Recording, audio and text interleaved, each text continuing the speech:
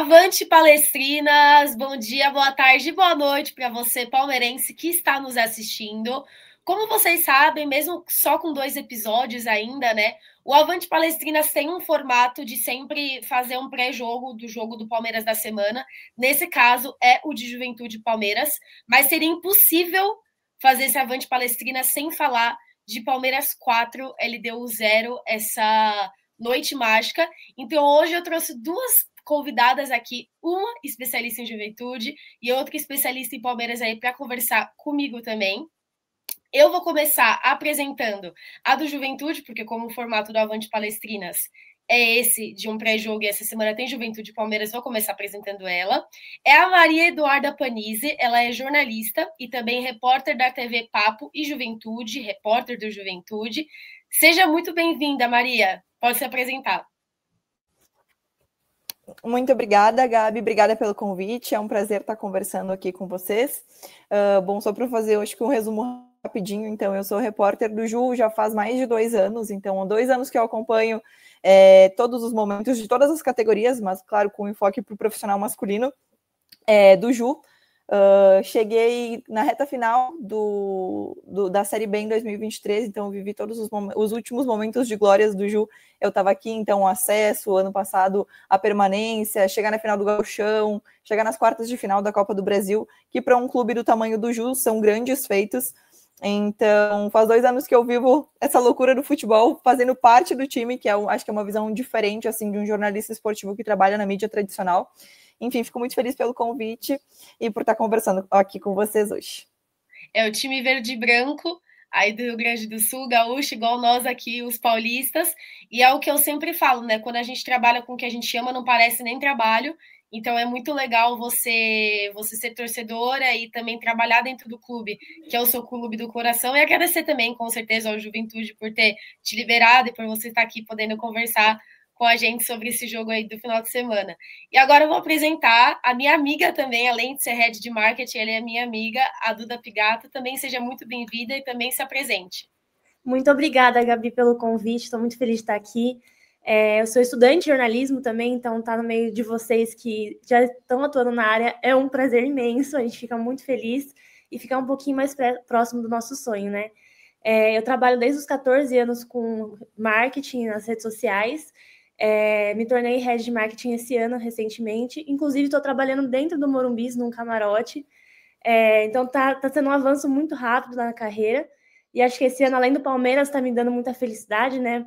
Apesar dos títulos, agora a gente está cada vez mais próximos. A minha carreira também está indo muito bem. E eu fiquei muito feliz com o convite, porque se aproxima mais ainda do que eu já gosto de fazer. É isso aí que é legal também, tá podendo abrir essa porta para você, te dando essa oportunidade. Estou no último ano aí de jornalismo na Faculdade Casper Libero, ainda já estou na hora desde os 17 anos, mas com certeza quero seguir atuando e crescendo, né? Antes da gente começar aqui a nossa conversa, eu vou pedir para, por favor, vocês se inscreverem aí no nosso canal, ativarem o sininho, curtirem e compartilharem, o canal do Pode Porco e também seguirem o Pode Porco nas redes sociais.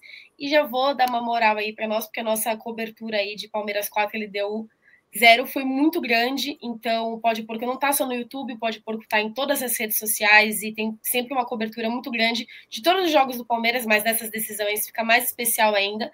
Então, quando vocês se inscrevem, ativam o sininho, curtem, compartilham, isso ajuda muito no nosso trabalho. Então, como eu falei, prometendo aqui, não tinha como não falar dessa noite mágica aí do Allianz Parque, no que aconteceu. Duda, vou começar com você, né? Porque, como eu falei, ontem aconteceu algo mágico no Allianz Parque. E aí eu queria que você falasse sobre a partida no geral, mas também sobre 2 personagens aí, né? O Souza, ele abriu o placar e o Alan foi o destaque do jogo.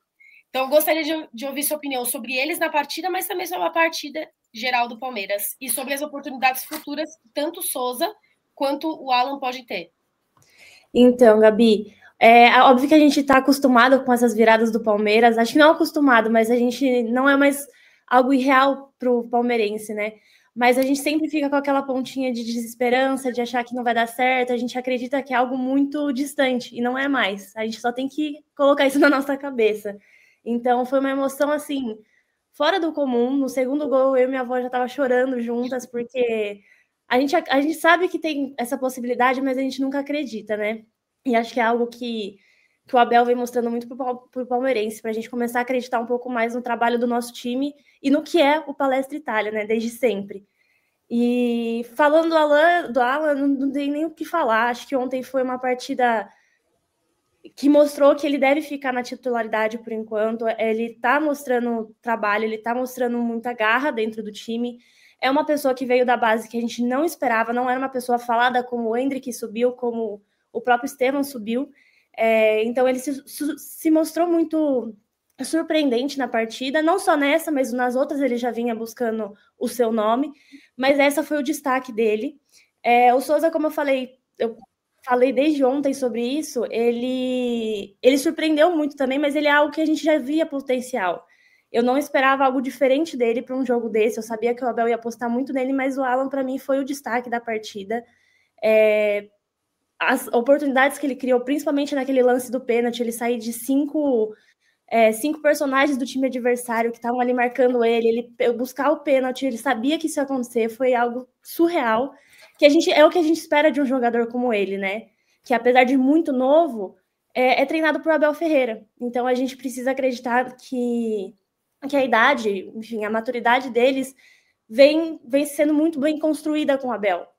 E foi o que eles mostraram ontem, que independente da idade, eles, comparado, por exemplo, a um Veiga, ontem ele jogou muito. Os dois jogaram também, né? Mas ele se mostrou muito maduro para a idade que ele tem, né? Que ele tem só 21 anos, e mostrou muita garra. Ele mostrou o que o torcedor palmeirense queria ver. Ele entregou exatamente o que a gente precisava e o que a gente queria ver. Como eu falei, né? O Souza, ele abriu o placar. É um jogador que eu vejo potencial de crescimento, mas eu confesso que ele ter substituído o Felipe Anderson ontem me surpreendeu, não por eu não achar que ele tem capacidade, mas porque o Felipe Anderson vem numa crescente absurda, desde que ele... porque a gente fala, né, que ele não estreou no dia que ele chegou no Palmeiras, nem no primeiro jogo, ele demorou aí para estrear, jogar mesmo, mas ele vem numa crescente absurda, principalmente depois da ascensão aí dessa dupla Flaco-Roque. Ele estava sendo um dos melhores jogadores aí do time, muito sempre se falava, Flaco, Vitor Roque. Eu e muitos outros criadores de conteúdo, jornalista, mídia, enfim, sempre valorizando o Felipe Anderson. O Andrés também acho que é chovendo molhado, ele chegou e a gente já tinha expectativa nele, e ele supriu essas expectativas. Mas o Felipe Anderson, que foi substituído, era um dos melhores do time, eu entendi a substituição, porque ele apostou ali em um time muito para frente, e o Felipe Anderson agora ele melhorou, né? Mas ele não era aquele jogador que tinha aquela coragem de fazer jogadas individuais, e o Palmeiras precisava muito disso, né? No jogo contra a LDU, de fazer um gol rápido ali no primeiro tempo, e fez, na falta de um, fez dois, e aí o Palmeiras precisava desses jogadores que tinham qualidade individual, mas que também chegavam e chutavam. Enfim, eu entendi, mas eu fiquei surpresa. E sobre o Alan, eu acho, assim, isso é curiosidade de vida profissional, né? A primeira coletiva de imprensa que eu tive a oportunidade de fazer pergunta para o Abel, eu perguntei sobre o Alan, porque subiram da base aí o Luigi, o Benedetti, o Figueiredo e o Thales. E pouco se falava sobre o Alan acabou subindo por conta da idade, não por conta das pessoas falarem dele como falavam dos outros, e para mim ele foi o que mais se destacou. Perguntei isso sobre ele para o Abel na primeira coletiva de imprensa que eu fiz, que foi depois de Palmeiras e Santos, que o Palmeiras virou na Vila Belmiro. E aí eu fiz essa pergunta para ele, não lembro exatamente das palavras, mas ele brincou ali que ele não queria ficar falando muito, fazer igual ele fez na coletiva depois do Palmeiras LDU. Ele falou, não quero muito falar sobre isso, porque senão vão lá e a gente vai ter que vender outro jogador. E acho que desde esse jogo, desde o Paulista, desde o Mundial, ele vem pedindo passagem. Para mim, hoje no time do Palmeiras, ele é titular absoluto. No jogo contra que ele deu, ele quebrou todas as linhas que ele podia quebrar. O pênalti que ele sofreu foi a prova disso. Ele quebrou a linha de todos os marcadores ali e cavou um pênalti sozinho, além de durante o jogo ter quebrado todas essas linhas e ter construído muitas jogadas. Ele foi aquele jogador com qualidade individual que a gente precisava no jogo com o Palmeiras LDU, e ele fez isso, né? Então, agora para passar para você, Maria, eu não sei se você assistiu o jogo do Palmeiras LDU especificamente, mas é óbvio, até como o Palmeiras e Juventude jogaram recentemente, vocês, tenho certeza que vocês torcedores, você que é jornalista da mídia, acabam acompanhando o Palmeiras não só nos jogos contra o Juventude, mas no geral, né? E eu queria saber, óbvio, quero ouvir sua opinião, mas falar sobre a torcida do Juventude no geral. Qual que é o jogador do Palmeiras que vocês do Juventude acham mais forte, que vocês consideram que tem que ter mais atenção? Então, primeiro, eu não consegui acompanhar o jogo de ontem. Então, eu acompanhei o resultado, né, mas não consegui assistir o jogo ao vivo. Mas a gente sabia que ia ser uma partida difícil, né? Porque não é fácil reverter um placar de 3-0. Acho que são poucos os times que conseguem reverter, grandes clubes como o Palmeiras que conseguem um feito desses, e acho que o mais impressionante de tudo é que não só reverteu o resultado, como ainda fez um a mais, e talvez tinha até espaço para fazer mais gols. Então é realmente bem... para a gente, assim, que trabalha num clube do interior, no interior do Rio Grande do Sul, enfrentar grandes equipes contra o Palmeiras é sempre um grande desafio, sabe? Então, acho que é até difícil escolher um jogador só, porque eu acho que talvez o maior segredo, se eu posso dizer assim, do Palmeiras seja o Abel, né? Sim. Acho que faz muitos anos que ele está no comando do Palmeiras, e isso faz com que que o time seja ainda mais encaixado e com que seja ainda mais difícil enfrentar o Palmeiras, sabe? Então, como eu te falei, fica até difícil escolher um jogador só, porque acho que todos os atletas do Palmeiras têm uma qualidade muito grande. Então, é difícil escolher alguma. Se eu tivesse que optar, com certeza seria algum dos atacantes, porque é difícil segurar, assim, para um time que está enfrentando, né? É muito difícil segurar grandes atacantes como os da equipe do Palmeiras. Então, acho que eu não vou escolher nenhum, para não ser injusta, mas com certeza os atacantes da equipe têm muita qualidade e é muito difícil de enfrentar, assim, até a gente que convive nos bastidores acaba ouvindo coisas que a torcida, enfim, ou até os próprios jornalistas talvez não tenham acesso.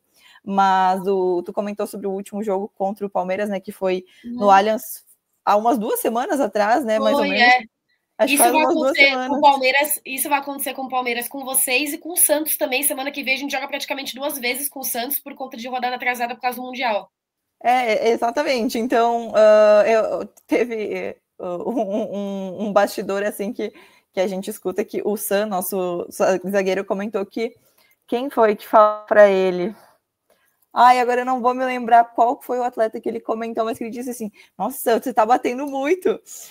Porque é difícil de segurar, e às vezes, não para agressão, sim, obviamente, né? Mas tem que partir para a força, né? A imposição física, porque senão os atacantes acabam passando por cima. Então a gente acaba escutando alguns bastidores que acabam sendo inusitados, assim, sabe? Que a torcida acaba não tendo acesso.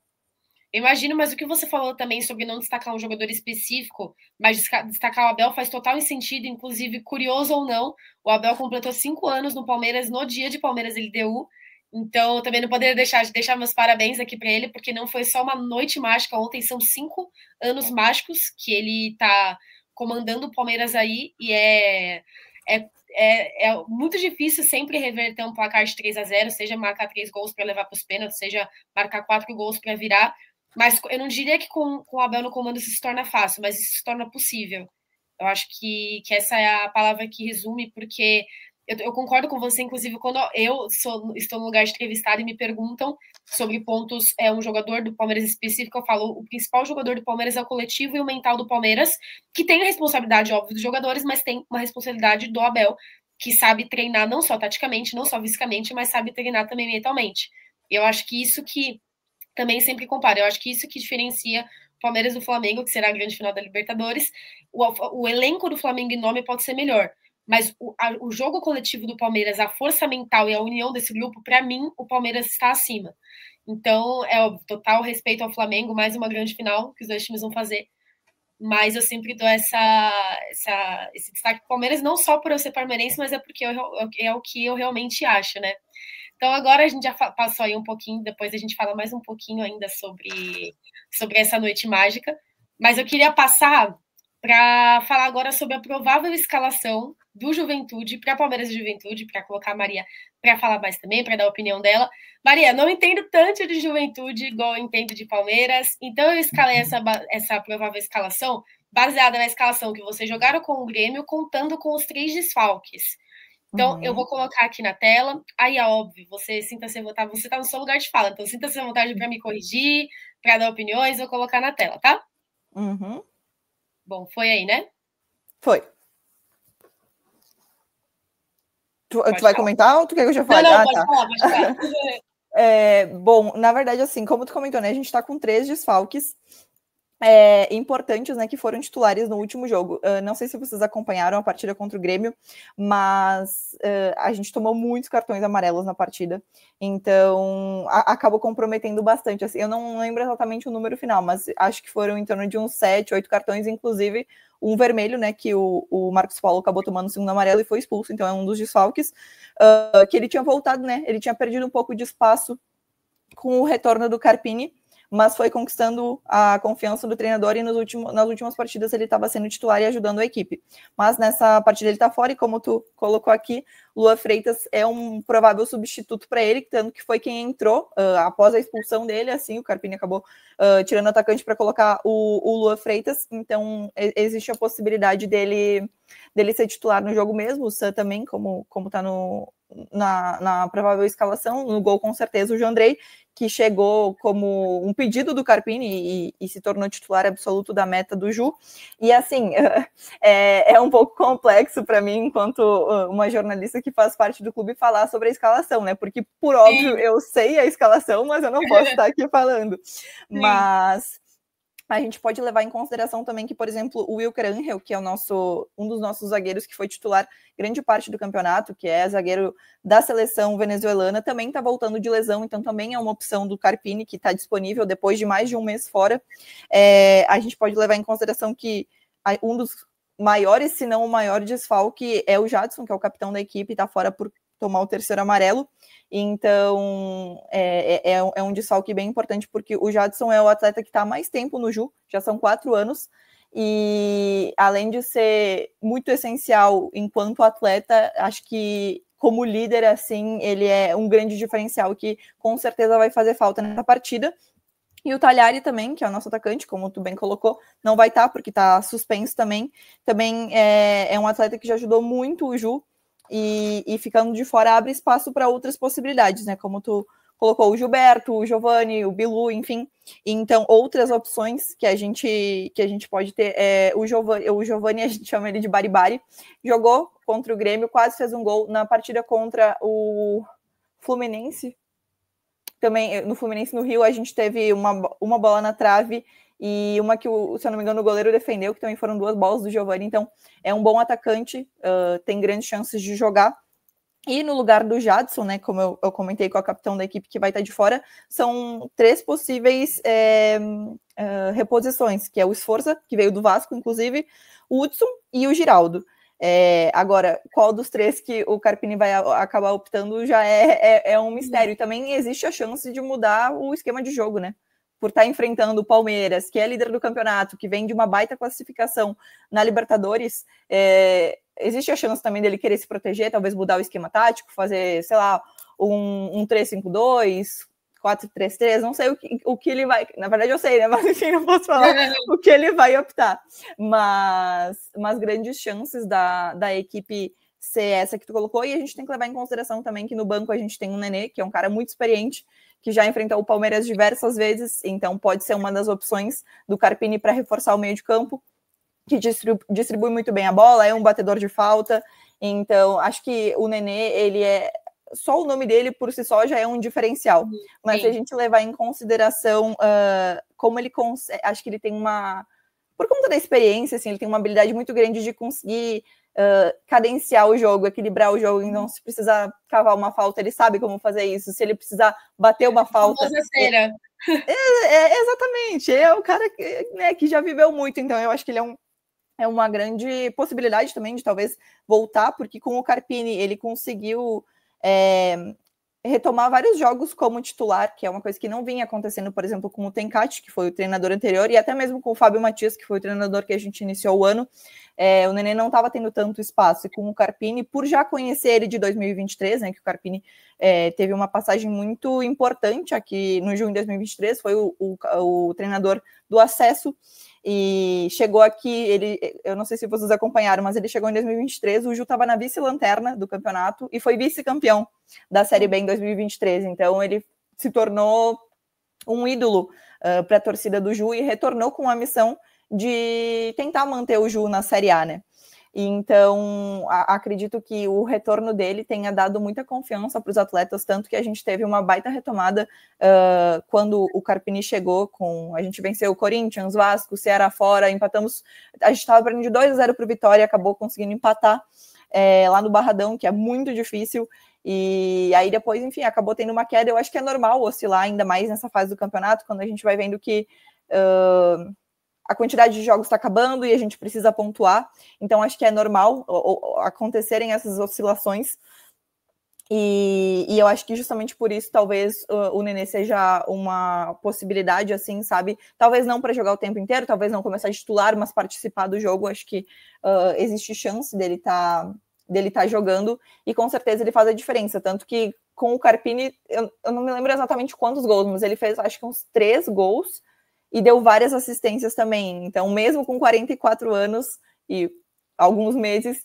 ele ainda é uma peça fundamental do elenco do Ju. Então, talvez seja uma opção do Carpini também. E acho que dá para a gente destacar aqui também o Igor Formiga, o lateral. Ele joga de ponta também. Na última partida contra o Grêmio fez gol. Chegou também junto com o Carpini, após o retorno do Carpini. E outros atletas que acabaram tendo um maior destaque, se eu posso assim dizer, que não vinham tendo oportunidades e que o Carpini proporcionou de novo essa titularidade ao Peixoto, que também fez um gol importantíssimo na partida aqui no Jacone contra o Bragantino, que foi o gol que nos garantiu os 3 pontos naquela partida. E também o Alan, que possivelmente vai ser o capitão da equipe, né, se sair jogando, porque ele também, o Carpini acompanhou o Alan em 2023, foi o capitão do acesso, e ele é um grande diferencial no mental, assim, sabe? E também voltou a ganhar espaço com o Carpini, porque antes disso, quem estava sendo titular era o Marcelo Hermes. Então, existe a possibilidade, assim. Tanto que os jornalistas aqui da região, da Serra, enfim, aqui do Rio Grande do Sul, colocam como provável na escalação o Marcelo Hermes. Então, vai muito da opinião do Carpini, assim, para a partida, sabe? Mas acredito que esse esquema que tu montou seja realmente uma das possibilidades, mas vai depender do treino de amanhã também, porque a gente ainda treina amanhã de manhã, e aí vai ficar a cargo do Carpini escolher exatamente quem ele vai querer como titular. E eu esqueci de comentar antes, mas um outro desfalque muito importante do Ju, que não vai estar para essa partida, e a gente não sabe exatamente quando ele volta, é o Mandaca, que é um dos titulares absolutos da equipe, que já fez muita diferença, que, por exemplo, eu comentei sobre a vitória contra o Ceará, lá em Fortaleza, foi o Mandaca que fez o gol. É um jogador novo, ele tem 24, ou vai fazer 24 anos, não me lembro exatamente, mas é um titular absoluto e que faz total diferença no elenco do Ju, assim. Então, com certeza, esse é um dos desfalques que já não jogou no último jogo, né? Por isso que, enfim, não é um desfalque especificamente para essa partida, porque ele já vinha, né, como desfalque, mas com certeza é um atleta que também vai fazer muita falta nessa partida. E você comentou sobre o Nenê, a idade dele, me lembra muito do Zé Roberto, aí quando se aposentou no Palmeiras, foi um jogador que se aposentou perto, comparado a outros jogadores, se aposentou tarde, mas sempre teve a sua importância. Eu acho que esses jogadores mais velhos, eles têm a sua importância, tanto taticamente que fisicamente. Acho que se eu pudesse citar um jogador mais recente do Palmeiras, que saiu com uma idade mais avançada, é o Marcos Rocha. Teve muitas críticas, eu também fui uma das que critiquei, mas nunca deixei de elogiar, nunca apaguei a história, mas ele, óbvio, em alguns momentos, em alguns jogos, por exemplo, se fosse um jogo do Palmeiras, ele deu, com certeza ia faltar talvez uma velocidade para atacar ou uma velocidade para conseguir marcar ali algum jogador que é mais rápido que ele por conta da idade. Mas esses jogadores mais velhos, eles conseguem ter sua importância física e tática, como você falou do Nenê, né? É um jogador que ele pode, sabe fazer uma cera, sabe cadenciar o jogo ali de forma entre aspas, responsável, e também com certeza tem importância no grupo, né? Um jogador experiente como esse, em questão de mental, palavras, enfim. E agora eu quero ouvir de você, Duda, depois dos comentários aí da Maria sobre a escalação, e também recentemente jogamos contra o Juventude. Eu queria saber, não precisa ser, se você tiver algum jogador específico do Juventude para falar, óbvio que pode ser, sinta-se à vontade, mas falando de um jogador do Juventude ou algum ponto forte do Juventude que você acha que o Palmeiras tem que ter mais atenção. Baseado tanto nos comentários que a Maria fez, mas também no último jogo do Juventude, o que você vem acompanhando aí, dos pontos fortes do Juventude, mas talvez também de algum ponto fraco do Palmeiras, que você acha que o Juventude possa ali potencializar em cima. Bom, Gabi, eu acho, como a Maria falou, o Nenê, eu tenho uma grande referência dele, acho que desde que a gente assiste o futebol, o Nenê sempre foi um nome muito forte dentro do futebol, então não é uma pessoa desconhecida, não é uma pessoa que a gente fala, é um jogador antigo, mas que tá ali por estar ainda. Ele realmente é um jogador que tem nome, que tem mental, como a gente já comentou aqui, e é um jogador que, querendo ou não, as pessoas, ele chama atenção ali dentro de campo, ele chama a atenção dos jogadores, é um cara que o pessoal vai ficar mais atento, porque ele vai mexer com o mental das pessoas mesmo ali dentro de campo. Então, ele pode hoje não estar no físico que ele tinha do começo, quando ele estava no auge da carreira dele, mas ele tem a agilidade de, às vezes, uma falta que a gente não é um erro ali que a gente pode cometer, ele vai se aproveitar disso, ele vai se aproveitar quando os jogadores estiverem no calor da emoção, para aproveitar igual a gente aproveitou ontem muito do LDU tá fraco, eles vão aproveitar da gente também, porque a gente vai estar naquela emoção. Então, acho que o Jandrei é um goleiro que eu sempre admirei, principalmente quando estava no Santos, acho que foi um goleiro muito marcante para eles, inclusive. Sei que não estão na melhor fase, mas sei que tem um potencial enorme para salvar o Juventude da zona que está, né, do que está acontecendo. Então, eu acho que esses dois são grandes referências, o Jandrei, principalmente, acho que tem que tomar atenção, porque a gente sempre duvida, né? Tá tomando vários gols, mas chega contra a gente, a história sempre muda, né? E em algum momento da temporada, a Maria pode até confirmar, o Juventude, por mais que a fase não esteja das melhores, tem sua força em casa, né? Sim. Sim. O Jacone, né? No interior, eu sou aqui do interior de São Paulo, eu sinto que a torcida, principalmente do interior, traz muito essa força pro Juventude, né? Assim, a gente costuma comentar que o Jacone acaba sendo a fortaleza do Ju, sabe? Porque aqui, não sei se vocês já tiveram a oportunidade de vir para cá, mas é um ambiente diferente, assim, acho que é um ambiente muito família, sabe? Acolhedor, eu já fui para o interior, eu não fui para o interior do Rio Grande do Sul, mas já fui para a cidade grande. É isso que falou, é acolhedora, assim, então acho que existe o diferencial, e aqui também, talvez no domingo não tenha, mas a questão da neblina, que é um grande, enfim, diferencial do Jacone, a gente brinca que quando tem neblina, normalmente as coisas dão certo pra gente, que nem eu te falei, não sei se vai ter neblina, porque aqui é muito...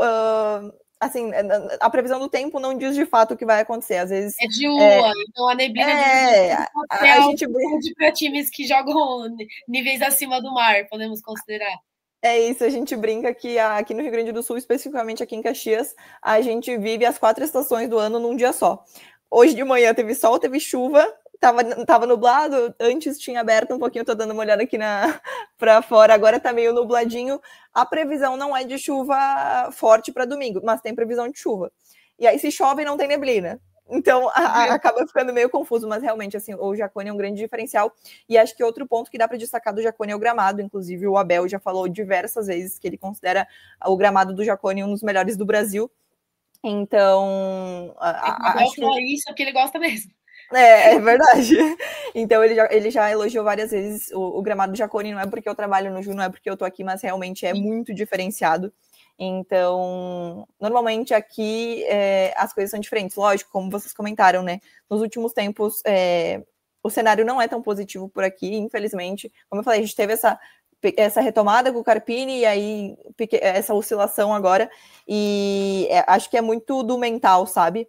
Como eu comentei, por ver que os pontos estão acabando, são só mais 8 jogos, e a gente está na obrigação de vencer, está na obrigação de pontuar. Então, existe uma pressão interna e uma pressão da torcida muito grande também para se buscar... Ok, talvez a gente não consiga escapar do rebaixamento, é uma possibilidade, mas enquanto houver pontos, enquanto ainda der, a gente tem que acreditar. Tanto que o lema do Ju é desistir jamais. Então, eu até estava comentando com um amigo meu que trabalha no Corinthians, ele falou, no ano passado o Corinthians estava muito mal, a gente achava que ia cair, e fez uma arrancada de 9 vitórias consecutivas e ficou na Série A. Então, enfim, a gente não sabe o que vai acontecer, mas lógico que o apoio da torcida tá no ambiente do Jaconi é diferente, assim, e pode ser talvez uma carta na manga, se eu posso assim dizer, que a equipe pode ter para enfrentar uma equipe da qualidade quanto o Palmeiras. Boa, é só Duda, o campeonato.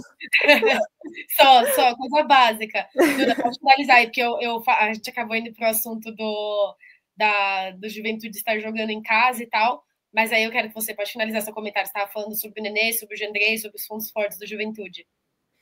Não, eu acredito justamente isso que eu falei. Eu acho que os dois são os principais, além da torcida. Tá em casa é um diferencial, né? Eu vejo isso pelo Palmeiras. A gente, quando joga fora, tudo bem, depende muito do jogo, mas tá em casa, ter a esperança com a torcida, escutar o grito do torcedor te dá esperança. Então, eu acredito que o Juventude seja muito movido por isso, né? Por esses torcedores que não desistiram, mesmo estando nessa fase, eles acreditam até o final.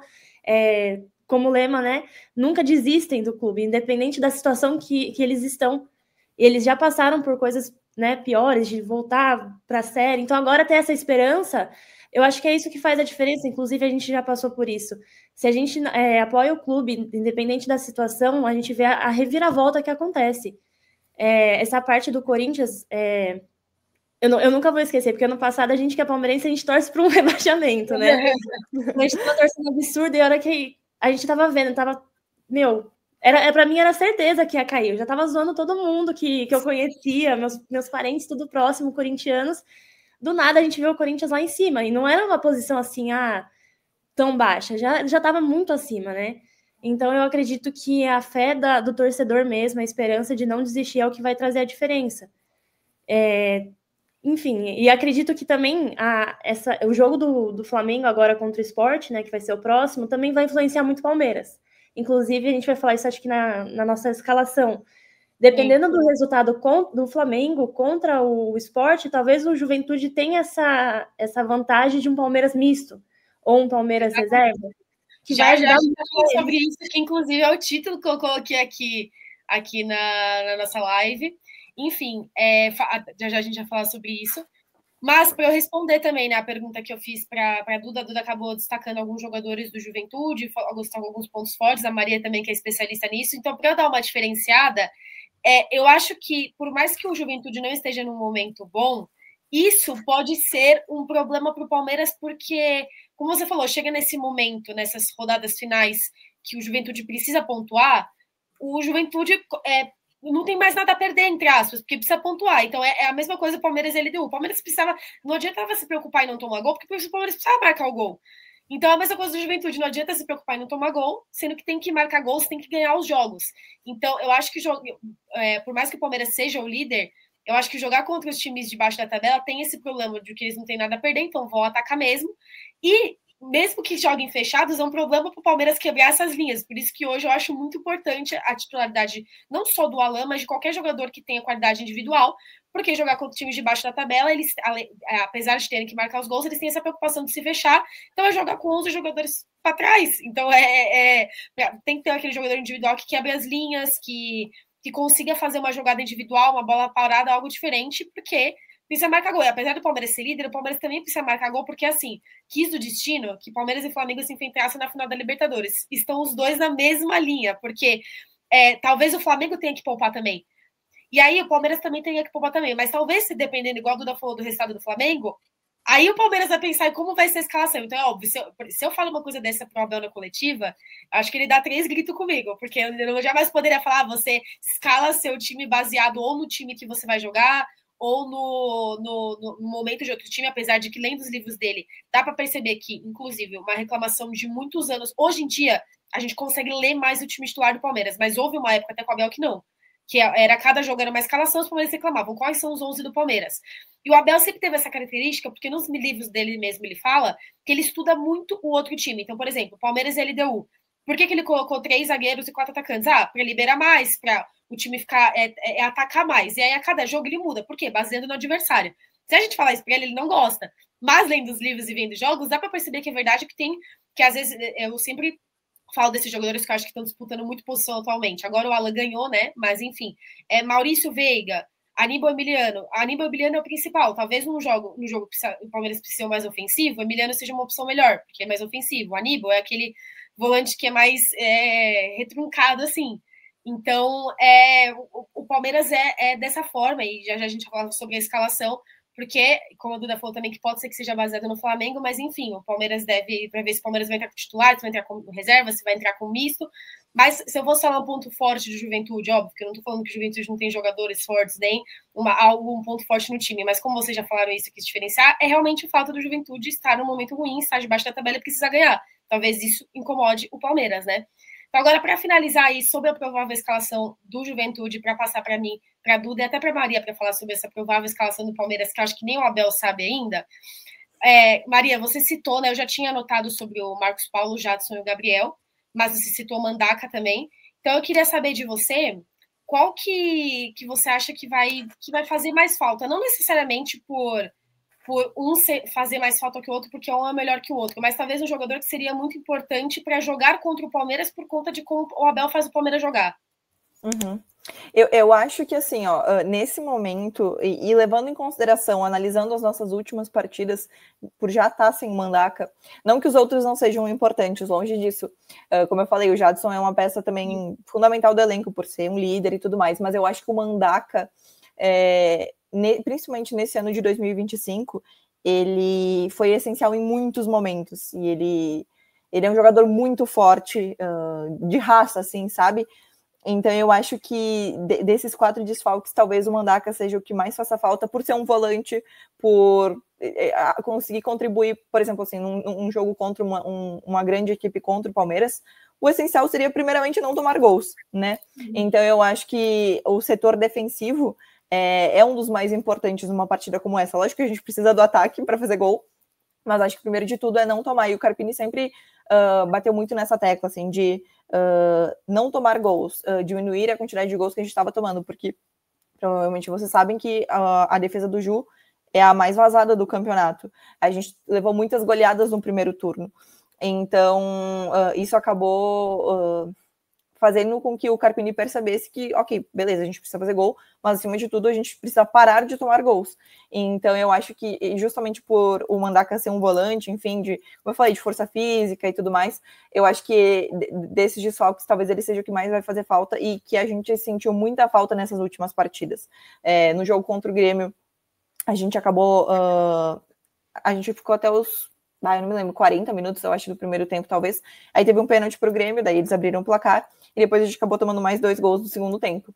E nas últimas partidas, também sem o Mandaca, até o jogo contra o Bragantino aqui, mesmo que a gente tenha ganhado o jogo, que o Peixoto entrou no lugar dele, eu acho que o Mandaca fez muita falta, sabe?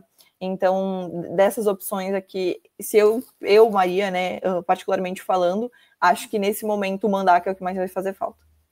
E é curioso, não sei, com certeza, né? Vocês torcedores do Juventude aí acompanhando na semana do jogo passado, né? Que o Palmeiras, que o Juventude veio fazer no Allianz, que foi nas datas do segundo turno, mas era jogo de primeiro turno. Foi um dos jogos que os palmeirenses estavam mais preocupados, que era que a torcida, tudo bem que a torcida do Palmeiras tem isso, né? Sempre esgota os ingressos, sempre tá em peso, mas era falando que a torcida do Palmeiras ia ser o 12º jogador, porque o Palmeiras tinha muito desfalque, foi o único time do Brasileirão que jogou durante a data FIFA. Então, tinha muito desfalque, apesar do Juventude estar num mau momento, é aquilo que eu falei, né? Vocês têm a força de vocês, os pontos fortes de vocês, o fato de estarem por tudo ou nada tentando se salvar de um rebaixamento, a gente estava com 8 desfalques. Então, era um jogo que o Palmeiras estava muito preocupado e que bom para nós que a gente conseguiu fazer um bom resultado, né? Foi uma dessas, para você, infelizmente, que você falou, né? Das goleadas que o Juventude tomou, mas para a gente foi bom não só pelo resultado, por essa disputa de liderança aí com o Flamengo, mas foi bom também para o Palmeiras. Acho que foi um dos jogos que o Palmeiras mais provou o seu elenco da temporada, porque foram muitos jogadores que entraram ali, né? Foi um time praticamente reserva. Então, foi uma força mesmo, né? Bom, agora eu vou colocar aqui na tela, Duda, chegou o nosso momento, de falar sobre a provável escalação do Palmeiras. Eu acho até que é injusto eu falar que essa é uma provável escalação. Eu acho que eu fiz uma escalação que não é nem que eu quero, nem que eu espero. Eu vou justificar cada ponto ali que eu acho que pode ser polêmico, mas eu acho injusto falar que é uma provável, porque eu acho que se nem o Abel sabe, como que eu vou saber, né? Quem sou eu perto de Abel Ferreira? Mas eu vou colocar aqui, já respondendo minha pergunta aqui, eu acho que o Palmeiras deve entrar com um time misto, porque eu acho que o Palmeiras tem elenco para isso, não só por conta do desgaste do jogo contra o LDU, mas porque o Palmeiras vai ter 2 clássicos, com todo o respeito ao Juventude, mas vocês sabem, é a mesma coisa de ter um Juventude e Grêmio, Juventude e Inter, um Palmeiras e Santos, um clássico exige mais do que tático, físico, mental, exige ali, clássico nunca tem favorito, independente da fase do Palmeiras, independente do Palmeiras estar líder, ainda mais tendo 2 praticamente na mesma semana, então eu acho que junta o desgaste da LDU, mas também junta esse possível desgaste de fazer 2 clássicos, né? E o segundo clássico contra o Santos vai estar muito próximo ali, né? Da final da Libertadores, e com outros jogos que o Palmeiras também tem que pontuar. Então, acho que se tem que ter um jogo que o Palmeiras tem que colocar o misto, é contra o Juventude também, com todo respeito, por conta do momento de vocês, né? Mas também porque pensando em outros jogos ali que vai precisar de força máxima. Eu vou colocar aqui, ó. E aí eu queria ouvir sua opinião, Duda. O que você concorda, o que você discorda comigo, e talvez o que você não tenha entendido do que eu mudei aí para esse time do Palmeiras. Vamos lá. Gabi, eu vou ler a minha, só para a gente bater também. Eu tenho anotado também, depois do jogo de ontem, eu também acho que tem que ter uma mistura, acho que tem que treinar principalmente esses jogadores que são bons, mas que precisam um pouco mais de esforço, no sentido assim, os outros já mostraram seu nome, né? Então, eles precisam de um pouco mais de destaque, como o GFT, né? Que inclusive é um mistério falar esse nome, porque toda vez eu falo de um jeito. GFT é Jeff, ninguém sabia. Exatamente. E só pontuando antes sobre o mental que a gente estava falando, eu acho que vai ser um ponto muito importante para o Juventude, inclusive. Tanto para o Palmeiras entender que, apesar de ser um time que não está na melhor fase, se a gente entrar com reserva ou com time misto, a gente não pode entrar com o nariz lá em cima achando que vai meter um 4-0 de novo. Sim. Que eles podem vir muito bem, o mental melhor ainda, e conseguir marcar em cima do Palmeiras e o Palmeiras acabar perdendo a partida. Então, acho que para ambos os times, tanto para o Palmeiras, entender que, apesar da nossa fase ser muito boa, precisa ter um mental ali igualado, porque, querendo ou não, a gente nunca sabe, partida de futebol é muito assim, a gente não tem bola de cristal para saber como o outro vai jogar, e para o Juventude é a mesma coisa. Pode estar enfrentando o líder do Brasileirão, mas pode jogar muito melhor que o líder. E acho que o mental nessa hora é o que importa e é o que vai fazer a diferença para ambas as equipes. Mas vamos lá, minha formação do Palmeiras que eu anotei, eu tenho o Carlos Miguel, o Giai, o Gustavo Gomes, o Bruno Fux e o Piquerez. Aí o Emiliano Martinez, o Andreas Pereira e o Veiga ou o Maurício. Uhum. Mas eu acredito que o Veiga, depois de ontem, principalmente, seja o titular. O Alan, o Flaco Lopes e o Vitor Roque também. Então, eu acredito que seja essa escalação. Aliás, não acredito que seja. É o que a gente falou, né? É uma escalação que eu acredito que daria muito certo. Mas a sua também faz muito sentido para mim. Eu acho que, independente do time que o Abel entrar, principalmente nessa fase, que a gente está como a gente falou, 2 clássicos, os clássicos seguidos, um deles sendo muito perto já do final do mês, que é a final da Libertadores, a gente tem que poupar alguns jogadores no sentido do físico mesmo e do mental. Então, e botar muita força para treinar ainda esses jogadores que estão como reserva, para caso a gente precise deles num clássico ou na final, eles estarem preparados para um jogo quente. Um jogo que a gente precise deles, que precise dessa titularidade deles. E acredito que esse jogo contra o Juventude e o primeiro contra o Santos seja justamente para isso. Aquecer esses jogadores que têm nome, mas que podem melhorar mais ainda, para potencializar numa final ou no final de um clássico, né? Eu vou justificar as minhas escolhas, por isso que eu deixo a escalação na tela, até para quem não estiver lembrando, quando eu estiver justificando, eu conseguir acompanhar. Vou justificar o meu mistão, né? Já adiantando, como eu já tinha falado, é um mistão. Para mim, o Carlos Miguel, o Flaco Lopes e o Vitor Roque são impalpáveis, porque o Carlos Miguel já está substituindo o Everton, então não existe a possibilidade de entrar o Lomba. O Flaco Lopes e o Vitor Roque, eu acho que hoje em dia 99% dos palmeirenses estão satisfeitos com o elenco do Palmeiras, tanto titular quanto reserva, eu sou uma dessas, mas eu ainda acho o Palmeiras muito carente em atacante reserva. porque o Flaco e o Vitor Roque, eles formam uma dupla. Antigamente, quando eles não jogavam juntos e um podia substituir o outro e entrar no time, o Palmeiras estava bem servido. Mas agora que os dois são titulares, não apenas pisando Bruno Rodrigues, Facundo Torres, Souza, mas hoje em dia a diferença entre Flaco Lopes e Vitor Roque para esses reservas é muito grande, e eu acho, já respondendo também uma pergunta que eu ia fazer depois para a Duda, né, sobre quais jogadores podem ser o diferencial, aí, os melhores jogadores do Palmeiras para esse jogo contra o Juventude. Como eu estou fazendo um mistão, e os únicos jogadores de linha que eu falei que são impalpáveis são o Flaco e o Vitor Roque, e hoje para mim eles são é o Flaco Roque, a dupla, eu acho que eles são o melhor jogador do Palmeiras. Sim, os dois são o melhor jogador do Palmeiras, acho que eles podem ser o diferencial, que vão trazer ali a vitória no jogo contra o Juventude. Agora, por que eu escalei o Kelvin? O Kelvin, para mim, ele é mais titular que o Giai hoje em dia, mas ele não jogou 100% os 90 minutos da partida contra a LDU. Então, ele não tem esse desgaste do jogo contra a LDU, então acho que dá para entrar no jogo contra o Juventude. O Gustavo Gomes eu também acho impalpável, porque eu não gosto de ficar criticando tanto o jogador antes de ter tantas oportunidades, mas eu diria que eu não sou a maior fã do mundo do Mikael. Então, eu acho que o Gustavo Gomes acaba sendo impalpável. O Palmeiras, da mesma forma que tem que marcar gol, não pode tomar. E hoje em dia eu não tenho essa confiança no Mikael igual eu tenho no Gustavo Gomes. Hoje em dia, para mim também, apesar de ter eu inclusive, né, peço desculpas do minha própria hipocrisia, porque eu falei que eu preferia o Murilo jogar contra a LDU, porque eu vejo ele como aquele zagueiro de Libertadores, não que o Bruno Fux não seja, mas aquele zagueiro que a gente olha e fala, é zagueiro de Libertadores, é seguro, traz segurança, é dupla há muito tempo com o Gustavo Gomes, que é capitão, traz essa segurança, mas depois desses jogos aí contra a LDU, apesar de eu ter achado que o Fux também não foi tão bem contra o Flamengo, eu acho que ele tá merecendo passagem, tá merecendo oportunidade, tá merecendo chance. Então, como para mim ele é meu titular e teve muito desgaste contra ele deu, inclusive foi um dos autores do gol, eu escalei o Murilo. O Jefté é porque eu acho que, óbvio, o Piquerez, ele é, com todo respeito ao Jefté, ele é melhor que ele. Eu acho que o Piquerez é um outro nível, né? Não é nem para comparar, comparando com muitos laterais por aí. Ele é um nível muito alto, é difícil chegar um jogador que seja tão... Ele é importante não só na defesa, mas ele é importante no ataque também, criação de jogada e liderança. Mas eu acho que quando o Jefté entra e substitui ele, ele faz o feijão com arroz. Então, eu confiaria nele num jogo contra o Juventude, que está ali praticamente, por mais que hoje em dia eu acho que o Bruno Fux é titular. Tenho a minha confiança no Murilo, tenho a confiança no Gustavo Gomes e tem o Kelvin, que é titular ali. Então, se fosse para poupar um jogador dessa defesa, seria o Piquerez.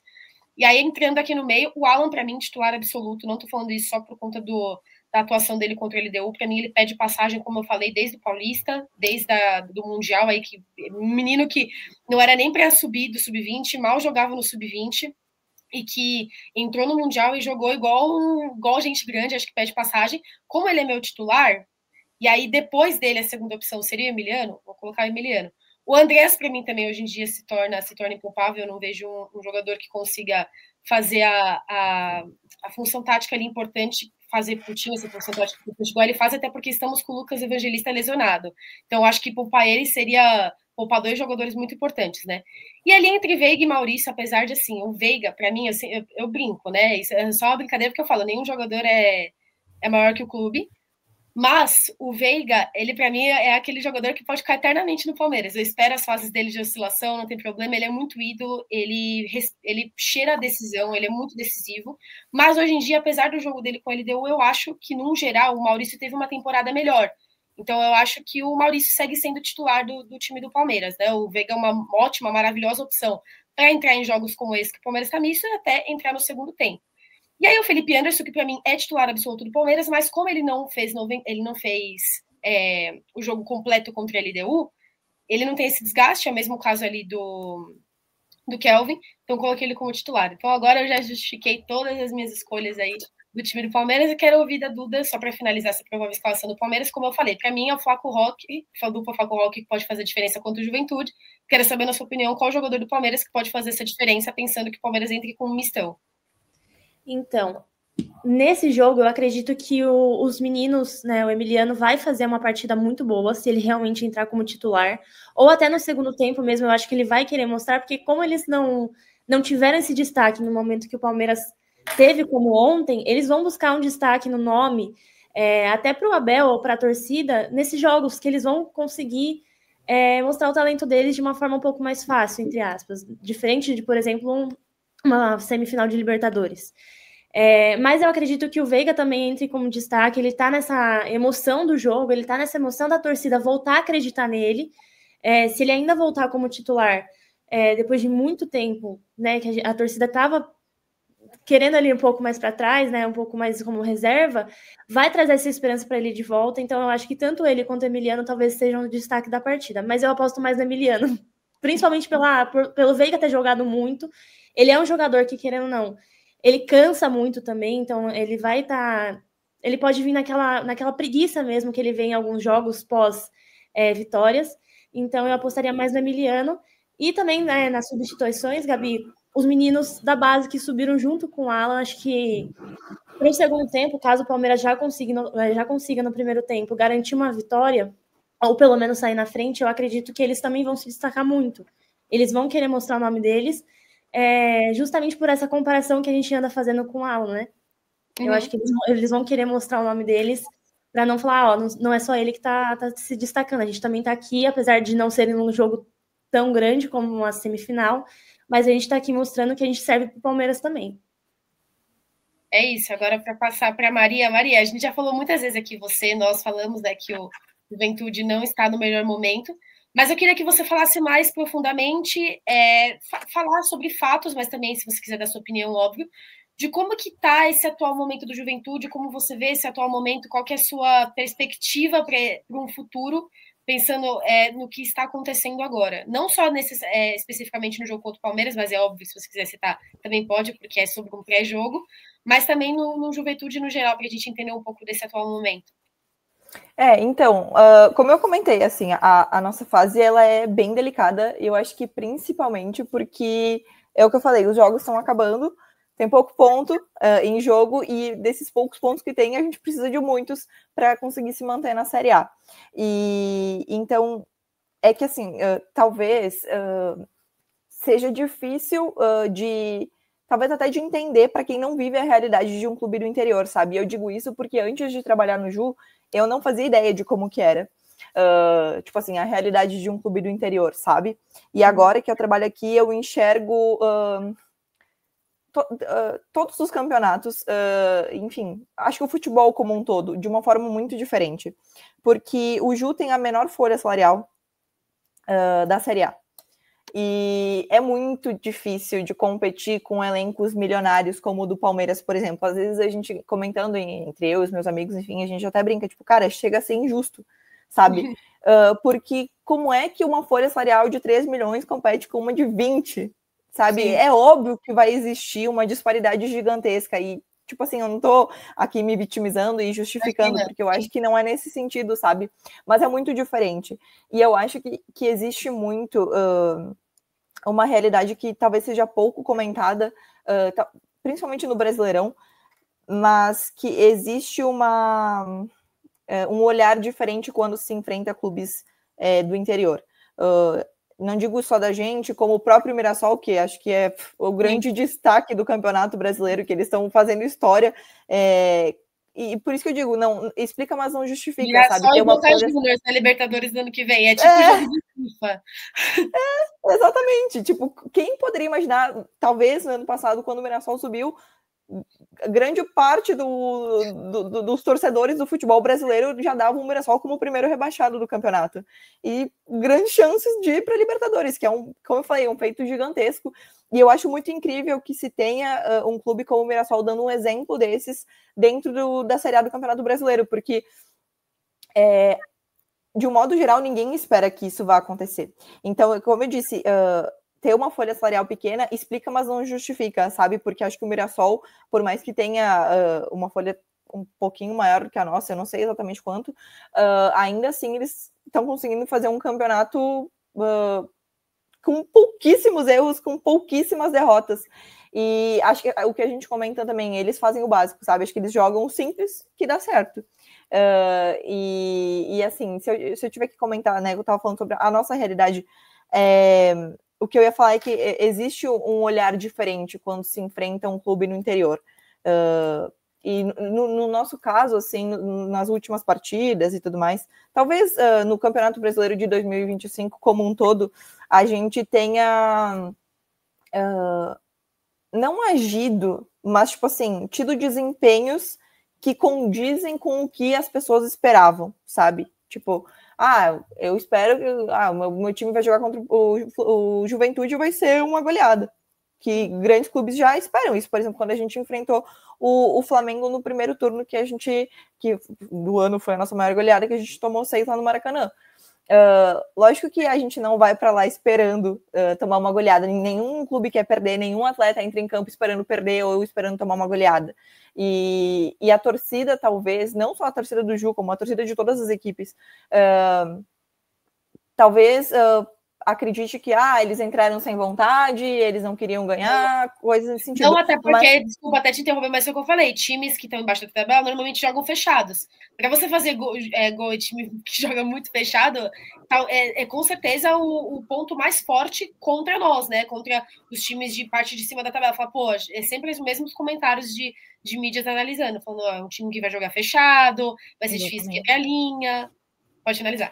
Não, é exatamente isso, assim, então, eu sempre falo, assim, quando me questionam, porque, como eu falei no início, assim, por eu trabalhar dentro do clube, a minha visão, logicamente, vai ser diferente, mas a torcida, ela é passional, ela não tem que lidar com a razão, assim, sabe, então, independente do que acontecer, sempre vão ter críticas, assim como sempre vão ter elogios.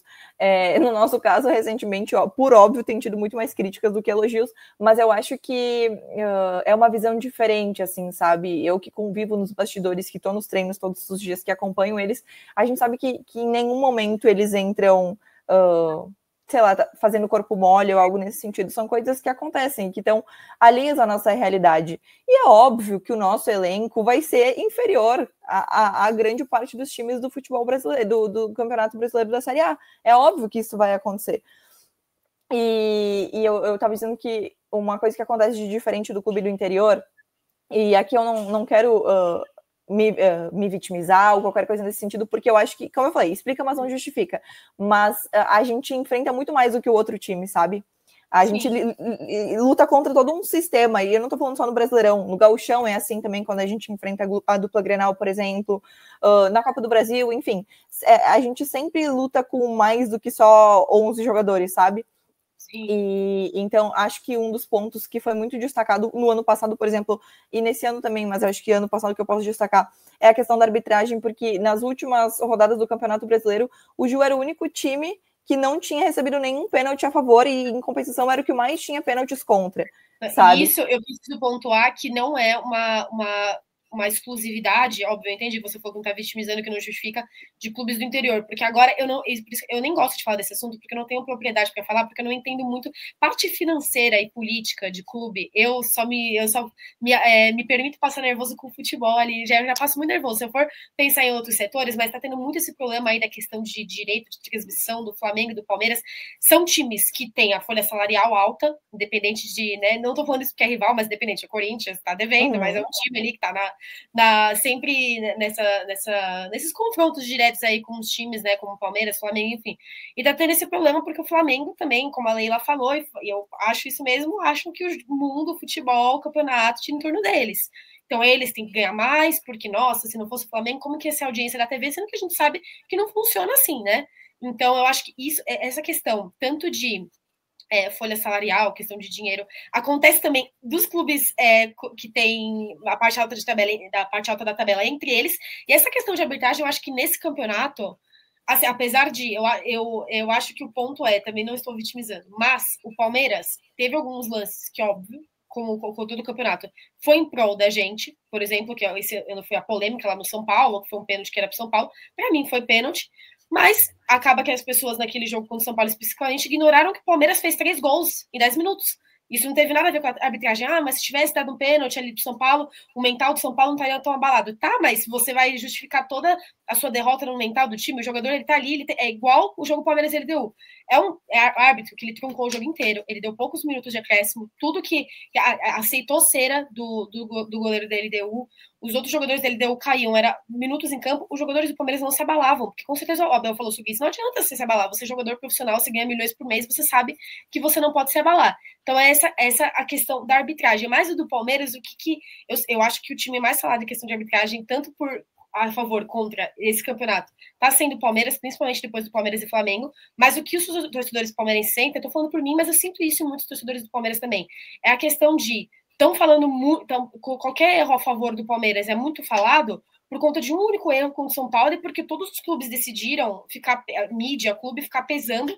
Algumas mídias não pesquisam nada antes de falar as coisas ali na televisão. Então, ficam pesando, e aparece que em alguns jogos o juiz quer ir lá e compensar algum erro do Palmeiras em outro jogo, que para mim foi exatamente o que aconteceu em Palmeiras e Flamengo. Então, tudo bem, a gente perdeu, o Flamengo foi melhor no jogo, mas assim, teve ali um pênalti, que na minha opinião foi pênalti pro Palmeiras, teve um gol ali deles que foi irregular, e aí parece que o juiz quis compensar o que aconteceu com o São Paulo, porque uma semana todos os outros clubes passaram a reclamar os clubes da parte alta da tabela. Então, eu acho que independente de ser clube do interior ou clube de baixo da tabela, no núcleo de cada um, sempre tem algum time que se acha dono de tudo, e no caso dos times de parte alta da tabela, eu acho que 99% dos times concordam que é o Flamengo. Gabi, contando sobre essa parte da arbitragem, é algo que a gente deve falar, inclusive, acho que todas as pessoas que falam sobre futebol sempre pontuam sobre isso, que de muitos anos para cá, né, não tem como nem colocar um ano específico, mas há muito tempo, eu sinto que os árbitros, eles chegam antes do jogo, definem a regra que eles querem seguir, eles ignoram que tem todas as regras e eles decidem, eu vou seguir essas 5 hoje, é isso.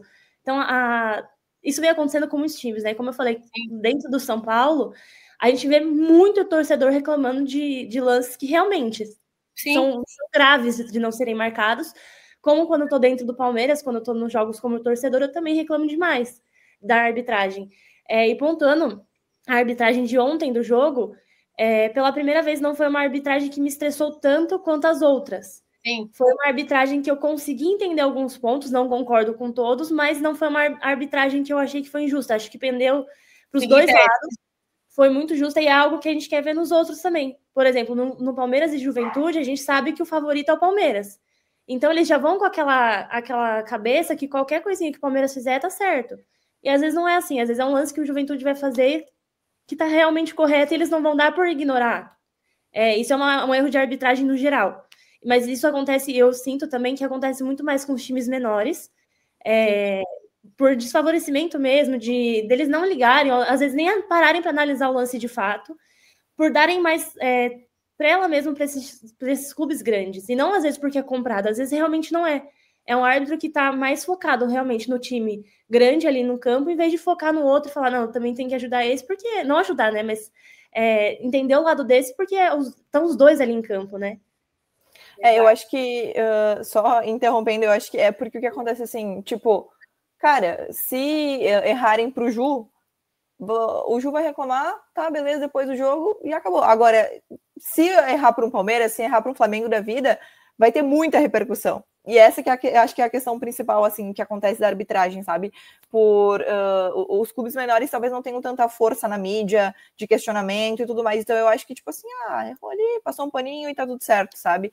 Que, como eu falei, não justifica a gente tá tendo atuações ruins e tudo mais. Mas, com certeza, diversos pontos perdidos, como, por exemplo, na partida contra o Fluminense, que eu não sei se vocês acompanharam, mas o juiz acabou dando, acho que foram 8 ou 9 minutos de acréscimo no segundo tempo.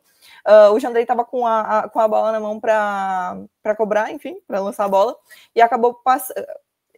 Eu, particularmente, assistindo, foi o primeiro jogo que eu vi eles darem a regra lá dos 8 segundos, que ele tava com a bola na mão, Sim. Aí deram um escanteio e saiu o gol do Fluminense naquele lance. Aí, beleza, eu realmente acho, beleza, o Jandrei ficou com a bola na mão por mais tempo. Mas em quais outros jogos do Campeonato Brasileiro, em 28 rodadas que tinham acontecido até então, isso foi sinalizado? De qualquer outro campeonato, né? Libertadores ontem...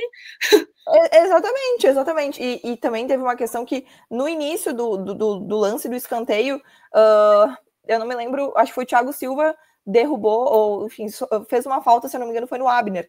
E o juiz nem chamou, tipo assim, o VAR nem chamou para olhar, sabe? Então essa que é a nossa questão, tipo, era um ponto importante pra gente. E falando sobre o mental, que a gente estava comentando antes, eu acho que esse jogo foi um que acabou com o nosso mental, porque a gente estava conseguindo um bom resultado fora de casa contra uma equipe grande, que é o Fluminense. O jogo estava acabando, a gente estava no 0-0, com chance, inclusive, da gente ter marcado, porque o Fluminense, eu particularmente acho que o Fluminense não teve tantas chances de gol, foi mais o lance ali do Thiago Silva mesmo, da cobrança de escanteio, e acho que aquele jogo derrubou muito a gente, porque era um ponto que ia ser muito importante fora de casa, e aí a gente não só não conseguiu conquistar o ponto, como a gente tomou o gol, perdeu a partida, e a gente questionou e tudo mais, e tipo, o que eu sinto vendo a realidade do Ju e de outros clubes que também vivem isso, que, como tu disse, não é uma exclusividade dos clubes menores ou do interior, mas acho que, como a Duda comentou, é algo que acontece com os clubes menores, enfim, que estão em posição pior da tabela, é que, tipo assim, cara, tanto faz. Aconteceu com eles, tá tudo certo, entendeu? Vão reclamar um pouquinho e depois vai ficar tudo bem.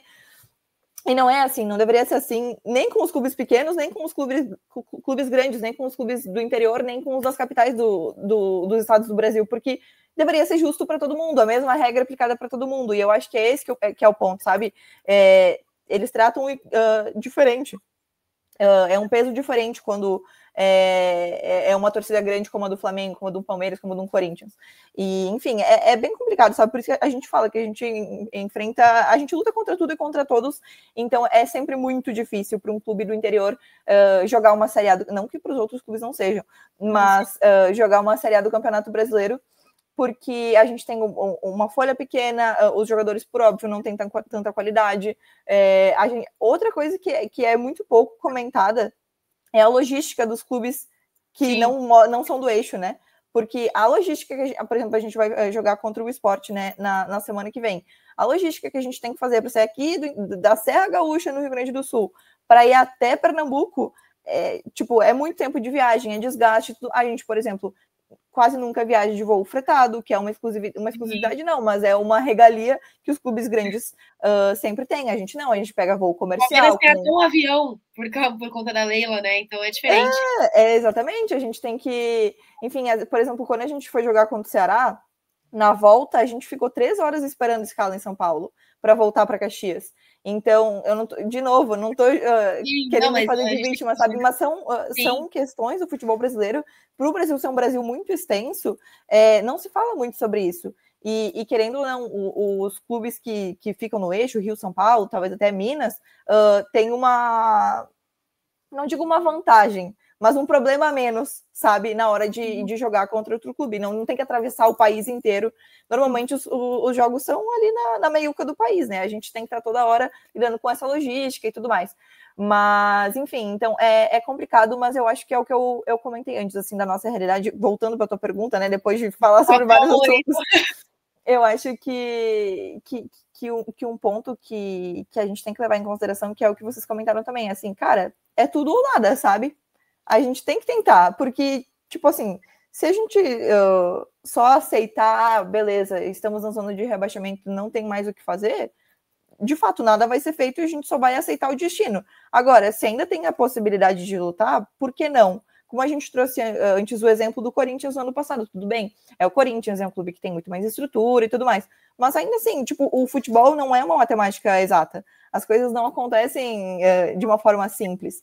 Então, existe a possibilidade, sabe? Por exemplo, se Deus quiser, se a gente consegue, por exemplo, ganhar do Palmeiras aqui domingo, tipo, já muda o cenário, sabe? Porque tu não são só 3 pontos, tá ganhando do líder do campeonato que tá classificado para a final da Libertadores, sabe? Então, talvez, em questão de pontos na tabela, não faça tanta diferença, mas para o ânimo, muda completamente, que eu acho que foi o que aconteceu, por exemplo, com a vitória aqui contra o Bragantino, por mais que não tenha sido uma vitória gorda, assim, a gente ganhou só por 1-0, já são 3 pontos a mais, sabe? Da mesma forma que eu falei, a derrota contra o Fluminense, eu acho que foi um ponto, assim, crucial, assim, nesse momento ruim, assim, sabe? Porque se a gente conquista aquele pontinho contra o Fluminense, acho que muita coisa ia mudar. Não tô dizendo que a gente não estaria nessa situação, porque, né? Enfim, não sei o que iria acontecer. Mas, com certeza, mentalmente falando, foi algo que afetou muito, inclusive o Carpini falou sobre isso em coletiva, enfim, os diretores do Ju também comentaram sobre como, acho que aquele jogo talvez tenha sido um ponto bem delicado, assim, lógico, ter perdido para o Fortaleza aqui também já foi de virada, já foi um momento que fez com que as coisas ficassem piores, porque a gente, querendo ou não, deu uma sobrevida para o Fortaleza, que era um time que já era dado como rebaixado, e um adversário direto da gente. Mas eu acho que o mental, assim, contra o Fluminense nessa partida aí foi muito abalado, sabe? Para ver a importância do mental, é só ver o Palmeiras do Abel, Palmeiras pré-Abel e pós-Abel em questão de mental, ler os livros dele, que com certeza a pessoa que acredita que o mental não é importante tanto quanto físico e tático vai ver que é importante sim. Mas eu estava falando que o Abel também nas palavras, na questão do mental é importante, mas se você for no centro de treinamento, no vestiário, tudo do Palmeiras tem umas frases nas paredes, trabalhando mental, enfim, é sempre muito importante. E agora, para voltar para o assunto. Falando rapidinho do mental que você está falando do Abel, eu fiz uma matéria uma vez sobre a importância da psicologia no esporte, né? E a gente trouxe o Abel. A gente trouxe como exemplo o Abel, porque muitos clubes investem, sim, tem psicólogo, mas não é um psicólogo preparado para esse tipo de situação, para um tipo de situação de uma crítica forte, pesada, porque os jogadores escutam coisas que a gente nem imagina. Falam até da família deles e eu fico imaginando, eu me coloco às vezes no lugar de um jogador, quando falaram do Veiga, que apedrejaram muito ele, foi muito forte. Sim. Porque além da parte física da pessoa Veiga, que é a parte profissional dele, ele tem uma parte emocional que a gente já sabe que envolve a família, envolve o avô dele, que é muito pesada. E as pessoas pesam em cima disso porque elas sabem que é exatamente isso que machuca. Então, eu trouxe uma matéria uma vez sobre o Abel trouxe uma psicologia para dentro do Palmeiras muito forte e que todos os clubes deveriam ter uma verba para isso. Uma verba grande para esse tipo de coisa, porque a parte da psicologia é a que mais importa dentro de campo. Porque se um cara... Isso é um exemplo dos meninos da base. Se eles não têm um mental muito bom, então eles têm que primeiro treinar o mental para entender que agora eles estão dentro do profissional, que não é mais uma brincadeira, não é mais um sonho que vai se tornar realidade, já é realidade. Isso todos os clubes deveriam ter, e a gente sabe que não é a realidade de muitos, mas que é o principal. E muita gente precisa falar sobre isso, porque a primeira coisa que os clubes deveriam investir é o mental, é o psicológico deles. Isso que você falou sobre a psicologia do... Eu acho que hoje, na verdade, é a exclusividade que muitos não têm, né? Eu acho que só os mais ricos mesmo que têm, né? Mas agora, para voltar aí para o assunto do começo da live, que também vai ser o assunto desse final da live, que é um pouquinho da mistura do Palmeiras, ele deu mas também com uma visão de futuro aí para o futuro desses jogadores do Palmeiras que eu vou colocar em questão. Vou colocar na tela as aspas do Veiga após esse jogo. Aí vocês me falam se apareceu aí para vocês. Acho que agora foi. Tá aparecendo, aham. Rafael Veiga, após Palmeiras LDU, falou, né? Já acertei, já falei em momentos decisivos, mas sempre vou dar minha cara a tapa. E eu adoro isso, porque eu odeio quando eu vejo... Isso falando do Palmeiras, não só especificamente do Palmeiras, quando eu como uma apreciadora de futebol, tô assistindo pênaltis, decisão por pênaltis, e um dos líderes do time nos coloca à disposição para perder. Eu prefiro que o jogador vá e bata e perca, e bata e perca, mas se coloca a cara a tapa ali do que se esconda. E foi o que ele falou, né? Vou errar, vou estar sempre tentando, e quando for para acertar, eu vou estar lá. Então, Duda, eu já tinha dado a minha opinião sobre essa questão do atual Veiga e Maurício, mas eu queria saber a sua opinião, se você acha que o Veiga está merecendo mais oportunidades ou se o seu Maurício hoje em dia é titular do seu time. Não especificamente para o jogo contra o Juventude, falando no geral. Eu ainda acredito que o Maurício, ele conquistou, então não adianta a gente, quando o Veiga melhorar, a gente colocar ele como titular de volta e ficar tirando o Maurício, por exemplo. Eu acho que se ele conquistou, principalmente para esse final, essa última etapa de Brasileirão, essa última etapa de Libertadores, se ele conquistou isso, ele tem que ficar. É um jogador que ele não fez porque o Veiga estava muito ruim, ele estava ruim, mas em comparação ele ficou. Ele foi por mérito. Ele mostrou a cara dele também, ele mostrou a atitude. É um jogador, querendo ou não, novo também, mas que a gente não... Eu não botava tanto... Eu sabia que ele era bom, mas não botava tanta expectativa nele. Porque a gente tem um carinho tão grande pelo Veiga que a gente fala, ninguém vai substituir. Mas numa fase como essa que o Veiga agora, ele tá voltando. Ele não tá 100% ainda. Sim. Eu acredito que ontem foi um jogo que ele jogou assim, como o Rafael Veiga realmente é, que é o que a gente conhece. Mas no jogo, até por conta da altitude, no jogo de ida, o Veiga desapareceu. Eu vi um Veiga assim, eu não vi. Sendo muito sincera, eu não vi um Veiga. Então eu acredito que o Maurício tem que continuar como titular, mas o Abel sempre dá a oportunidade para o Veiga entrar, principalmente no segundo tempo, para mostrar que ele ainda está ali e que quando o Maurício, por exemplo, se Deus me livre, mas um dia lesionar, o Veiga é o substituto ideal, ele não vai fazer uma falta grande, porque a gente tem dois, e eu acho que todo time, todas as posições deveriam ter isso. O reserva, ele não significa que é um jogador pior. Ele é um jogador que está ali caso precise na mesma intensidade, na mesma qualidade que o outro. E o Veiga e o Maurício, eles para mim são isso. O Veiga consegue complementar o Maurício e substituir ele para não fazer uma falta tão grande no Palmeiras. Sim, com certeza, mas eu acho que com certeza, apesar, né, o Maurício também é titular do meu time hoje em dia, mas esses 2 gols que o Veiga marcou contra a LDU e a postura dele contra a LDU vai acirrar essa disputa que já vem desse ano aí, dele com o Maurício. E para passar para a última pergunta, também é para a Duda, porque eu já justifiquei isso na minha escalação. Se você acha que o Bruno Fux está merecendo a titularidade. Gosto muito dele, mas ele ainda não me conquistou em 100%. Eu acho que ele é a mesma história do Veiga nesse momento. É um jogador que, se entrar, não fica os 90 minutos, mas também, se precisar dele, ele não vai ser algo que, nossa, é um jogador que a gente vai sentir uma diferença. É um jogador que está ali na mesma intensidade, que eu tenho certeza que tem muita raça. Ele se mostrou muito forte nos últimos jogos. Acho que desde o começo é um jogador que eu também não botava muita fé. Nunca tinha escutado algo tão grande sobre ele. Ele se mostrou falando, não, eu tô aqui para isso. Coisas ruins, na verdade. A torcida do Galo não gosta dele, né? A gente não escuta coisas muito boas, então a gente fica com aquele pé atrás e a gente, no começo, é exatamente isso.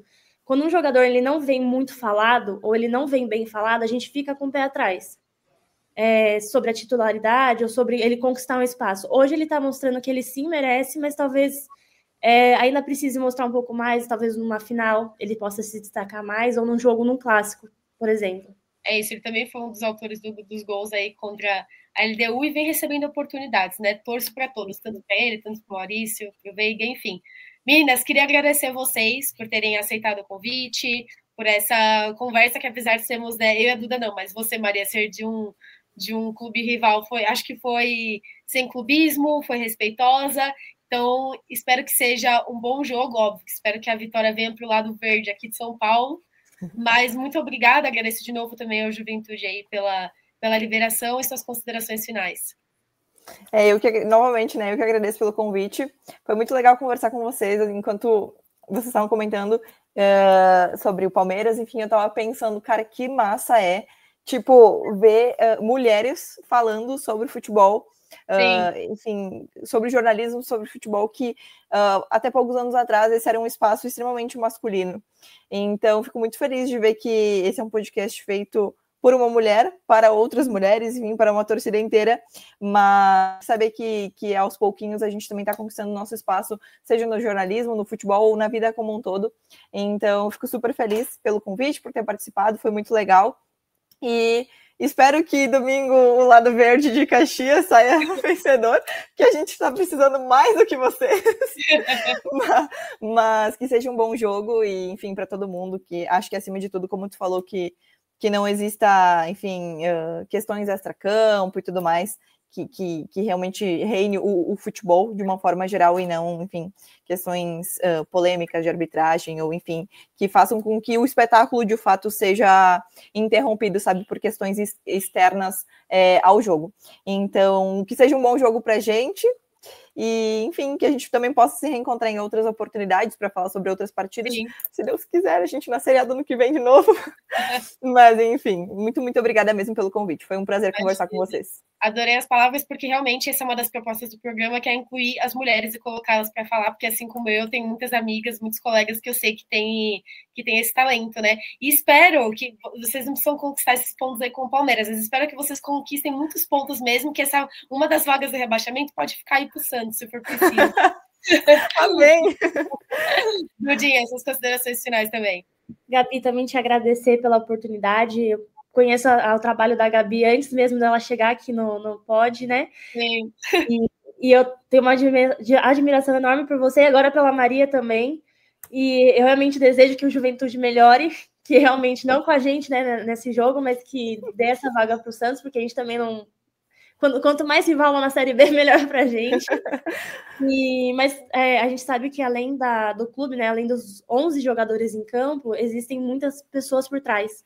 E o jornalismo, o marketing esportivo, tá ali muito presente. A gente sabe que essas pessoas também merecem esse gostinho de ficar na Série A, esse gostinho de ter um trabalho perto de clubes grandes também, para pegar esses exemplos e crescer cada vez mais. Isso aí, então, um beijo, meninas, pessoal que está nos assistindo também, e avante palestra.